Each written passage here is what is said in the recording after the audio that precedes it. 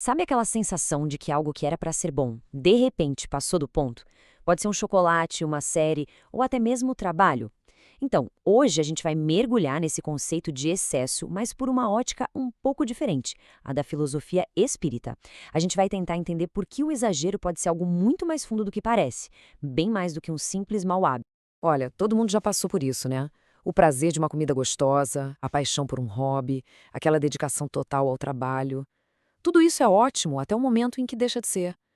Existe um ponto de virada, sabe? Aquele momento em que a gente perde a medida e alguma coisa parece que se quebra por dentro. O que será que acontece ali de verdade? E é aí que entra a visão espírita. Esse quebrar que a gente sente é, na verdade, um desequilíbrio do espírito. Não é só sobre o ato em si, o exagero, mas sobre o que está por trás dele. É sobre um uso, digamos, inadequado da nossa liberdade de escolha e uma certa dificuldade em se conectar com uma lei natural de equilíbrio que, no fundo, rege tudo.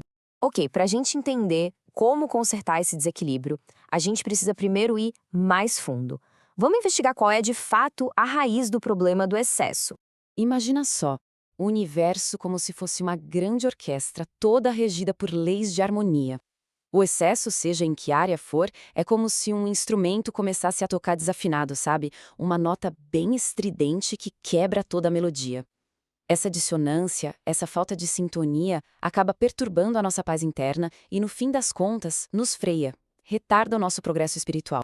Isso nos leva direto a uma ideia central do Kardec que diz: o verdadeiro avanço está no domínio de si mesmo.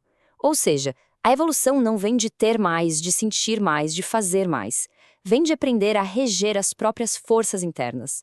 É a maestria sobre si mesmo que é a verdadeira chave para avançar. Mas aí fica a pergunta: de onde vem essa tendência para o excesso? Bom, muitas vezes ela nasce das nossas paixões. A questão aqui é: elas são nossas aliadas ou nossas inimigas nessa jornada? São um impulso ou acabam virando uma prisão? E olha, a primeira coisa que a gente precisa deixar claro é que as paixões não são as vilãs da história. Longe disso. Na verdade, elas são o combustível que nos move. É a energia que nos faz criar, aprender, buscar coisas novas. Sem elas, a vida seria parada, estagnada. E aqui a gente vê as duas faces da mesma moeda. A paixão pode ser esse impulso, essa ferramenta incrível para a gente agir e viver experiências. Mas quando o exagero, o apego e a dependência entram na jogada, essa mesma força que nos impulsionava agora nos aprisiona. A energia que antes libertava vira uma gaiola. E a linha que separa uma coisa da outra, nossa, ela é muito tênue. É exatamente como diz a frase: o excesso deixa de ser experiência e passa a ser prisão. Aquilo que deveria ser um mapa para a gente explorar o mundo, de repente, vira as grades da nossa própria cela. E claro, toda prisão traz consequências. Quando a gente quebra a harmonia com o excesso, o universo, de certa forma, responde. É o que podemos chamar de leis do equilíbrio, ou, de um jeito mais simples, a lei de causa e efeito. Nenhum excesso sai de graça. A conta sempre chega. E ela vem em forma de desequilíbrio emocional, mental. A nossa força moral vai se enfraquecendo. E, se a gente pensar de um jeito mais amplo, isso gera perturbações espirituais, cujos ecos podem ressoar por muito, muito tempo. Talvez até em outras existências. Mas aqui tem uma virada de chave, uma mudança de perspectiva que é fundamental. A lei de causa e efeito não é sobre punição. Não existe um juiz cósmico lá em cima nos castigando. É muito mais útil pensar nela como uma ferramenta educativa do universo. Um espelho que simplesmente reflete o resultado das nossas escolhas, para que a gente possa aprender com elas. Então, o ciclo de aprendizado funciona mais ou menos assim. Tudo começa com o excesso, que quebra nossa harmonia interna. Isso, inevitavelmente, gera uma consequência, um desequilíbrio.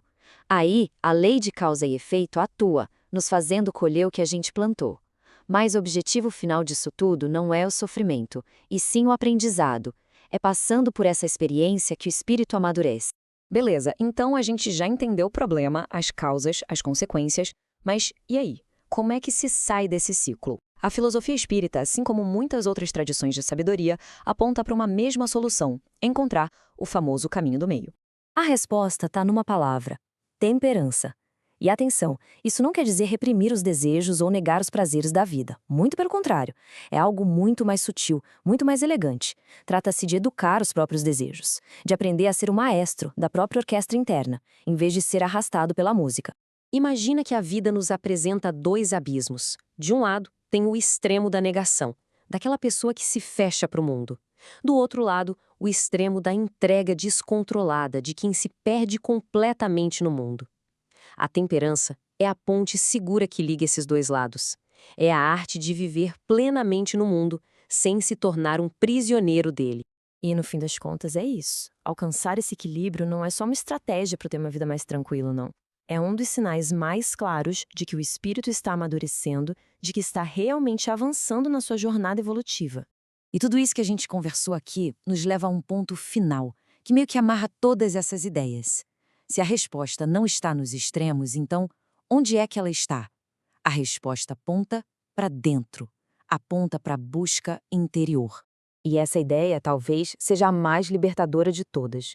O excesso não é um sinal de fraqueza moral ou um defeito de caráter. Na verdade, ele é o sinal de um espírito que ainda está aprendendo. Um espírito que está tentando, de uma forma talvez um pouco desajeitada, preencher um vazio que sente por dentro com coisas que vêm de fora. O que nos deixa com a pergunta fundamental: se o excesso é uma busca no lugar errado, qual é então o lugar certo para encontrar a paz? A resposta, segundo essa filosofia, é um convite para a gente mudar a direção do nosso olhar, para parar de procurar tanto do lado de fora e começar a cultivar do lado de dentro. A verdadeira paz não é algo que a gente encontra por aí, mas sim algo que a gente constrói no silêncio do nosso equilíbrio interior. Fica a reflexão: onde, na nossa vida, o excesso pode estar mascarando essa busca por algo mais profundo?